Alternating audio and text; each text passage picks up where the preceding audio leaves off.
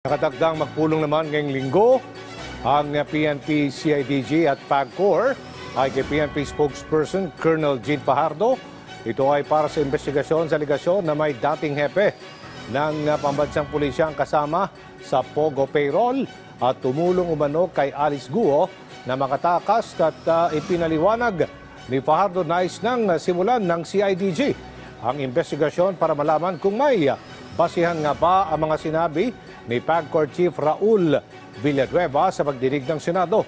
Idinagdag pa ng opisyal na pa si Villanueva nang sabihin ng naturang mga pahayag kaya't kinakailangan na ito ang magbigay linaw sa publiko at para maging patas sa mga nagdaang liderato ng PNP. Matatanda umalba ang ilang mga dating hepe ng pambansang pulisya sa naging pahayag ni Villanueva at hinamon na ilan sa kanila na pangalanan kung sino ang sinasabi nito.